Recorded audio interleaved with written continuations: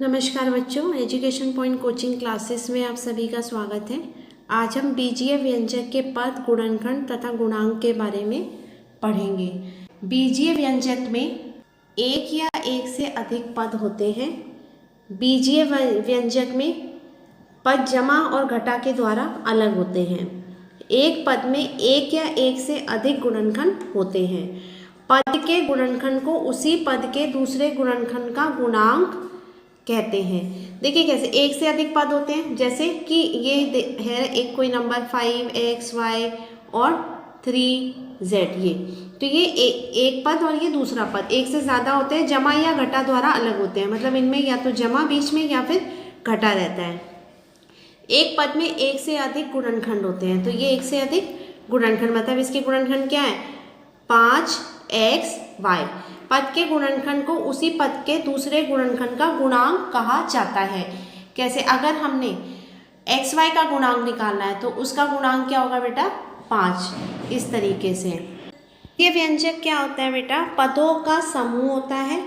पदों के फिर गुणनखंड होते हैं उसमें, और उन गुणनखंड दो प्रकार के होते हैं, एक अचर और या चर। तो ये दिए गए पदों से बीजीय व्यंजक लिखें। आपको क्या दे रखा है 5xy, 7zx, 8lk और घटा 10। तो आपको पता है बीजीय व्यंजक कैसे बनता है, एक से अधिक पद जमा या घटा द्वारा।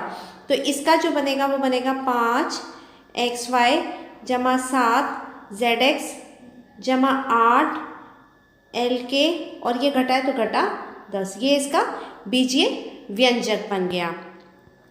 इसी प्रकार दूसरे का बीजीय व्यंजक कैसे बनेगा, यहाँ दे रखा है 8mn, 7ab, तो 8mn जमा 7ab, फिर ये घटा 6gf है, तो यहाँ घटा 6gf और घटा 5, ये दूसरे का बीजीय व्यंजक हो गया। थर्ड आपको दे रखा है 7pr जमा 5lm जमा 2gh और ये जमा 6x, ये इसका बन जाएगा बीजीय व्यंजक। देखिए यहाँ एक बीजीय व्यंजक आपको दे रखा है 4x घटा 5x, 4xy घटा 5x जमा 6। तो इसका जो पहला पद है वह क्या है 4xy घटा 5x दूसरा पद और 6 तीसरा पद। तो ये जो पहला पद है इसके गुणनखंड क्या होंगे बेटा, एक तो x और ये y, x y, और 4 के क्या गुणनखंड होंगे 1 2 4। 4 किस किस के टेबल में आता है 1 2 4। 5 का 5 1 x, ऐसे ही 6 का, तो 6 किसका है 6 1 2 3, तो इसके गुणनखंड ये हो गए। 6 किस किस के में 1 से भाग हो जाता है, 2 से 3 से 6 से, तो ये इसके गुणनखंड आ गए। अब ये जो इसके गुणनखंड है 1 2 4 x और y, इसमें इसका अचर भाग है क्या, पद का अचर भाग क्या है 4 और चर भाग xy। इसमें घटा 5 अचर भाग है और चर भाग x है। इसमें 6 इसका अचर भाग है और इसमें चर भाग कोई भी नहीं दे रखा है। देखिए ये तो थे इसके गुणनखंड। गुणांक कैसे निकालते हैं, गुणांक क्या बोला था कि किसी पद में किसी दूसरे पद का गुणांक क्या होता है, वह पद ही होता है। कैसे, जैसे अगर आपका प्रथम पद जो है वो 4xy दे रखा है, इसके गुणनखंड आपके आते हैं 4x और y। तो 4 का गुणांक मतलब आपका जो पद है वो 4xy है, तो 4 का गुणांक 4 को छोड़ के जो भी है वो उसका गुणांक होगा, मतलब xy। अगर xy का गुणांक निकालना है तो 4 हो जाएगा। अगर सिर्फ x का गुणांक निकालना है तो x को छोड़ के जो भी होगा 4y, वो उसका गुणांक होगा। y का गुणांक 4x, मतलब किसी पद में जिसका गुणांक निकालना है उसको छोड़ के जो भी बचेगा वो उसका गुणांक कहलाएगा। देखिए यहाँ इसका दूसरा पद था घटा 5x, तो गुणनखंड आए 5x और घटा 1। तो यहाँ घटा 1 का गुणनखंड आएगा 5x और 5 का गुणनखंड आएगा बेटा, गुणांक आएगा घटा x। देखिए यहाँ दूसरा पद क्या था इसका, घटा 5x था। अब इसके अगर गुणनखंड देखें तो क्या है 5x और घटा 1। तो घटा 1 का गुणांक क्या होगा बेटा, घटा 1 को छोड़ के जो बचा वो उसका गुणांक होगा, तो ये 5x आ गया। और अगर आपको 5 का गुणांक निकालना हो तो क्या होगा 5 को छोड़ के जो भी बचा, क्या बचा, घटा x, तो 5 का गुणांक घटा x हो जाएगा। देखिए क्वेश्चन क्या दे रखा है, यहाँ क्वेश्चन दे रखे हैं कि दिए गए पदों के गुणनखंड ज्ञात कीजिए। तो पहला जो आपको दे रखा है वो क्या है, 12xy, तो इसका हो जाएगा 2 2 3x और y। तो क्या गुणनखंड कैसे बने, 12, 2 दूनी 4, 4 तिये 12, तो ये हो गए, और x और y। ऐसे अगर आपको 20ab का निकालना है, 20ab, तो 20ab का होगा 2 2 5, 2 दूनी 4 और 4 पंजे 20, और a और b। तीसरा है 17hg, तो इसका कैसे निकलेगा, 17, क्योंकि किसी के पहाड़े में नहीं जाता तो 17 हो गया, ये h और g, ये इसके गुणनखंड हो गए। चौथा आपको दे रखा है 50xvz,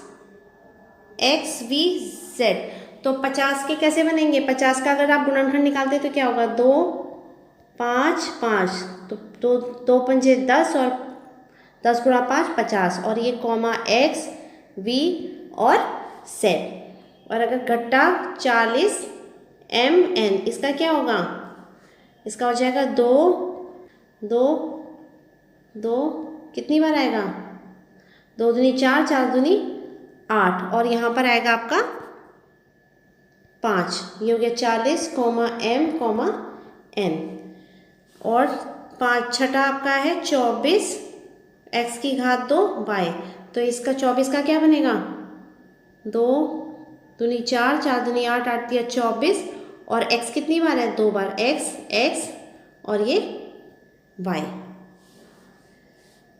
सातवां आपका है 15fgh, तो इसका आ जाएगा 3 और 5, 3 पंजे 15 fgh, ये इसके गुणनखंड हो जाएंगे।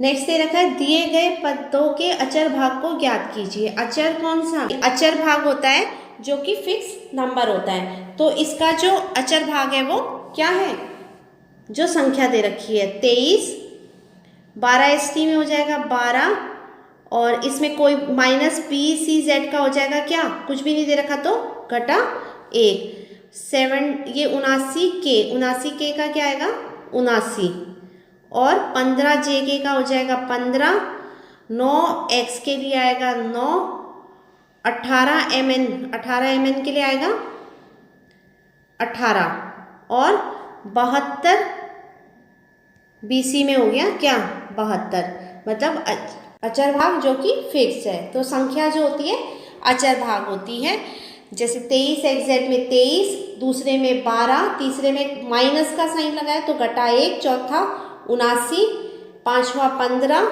छठा 9, सातवां 18 और आठवें का 72। दिए गए पदों के चर भाग को ज्ञात कीजिए। चर भाग इसमें कौन सा होगा, जो संख्या को छोड़ के जो भी होगा। तो पहला ASG, तो ये इसका पूरा चर भाग है। दूसरे में 6BNM, तो इसमें आप 6 को हटा देंगे और BNM इसका आंसर हो जाएगा। चौथे में आप 34 को हटा दीजिए तो बचा हुआ PQ इसका चर भाग है। तीसरा FGH और इसमें JK, सातवें में 7XYZ में XYZ और इसमें PQR, मतलब चर भाग हो गया। जो ABCDXYZ मतलब जिनका मान कुछ भी आ सकता है वो चर भाग हो गए, और अचर क्या हो गया, संख्या जो दे रखी है पद के साथ वो उसका अचर भाग हो गया।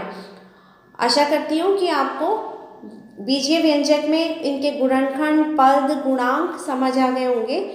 अब हम नेक्स्ट वीडियो में मिलेंगे, तब तक के लिए टेक केयर, बाय।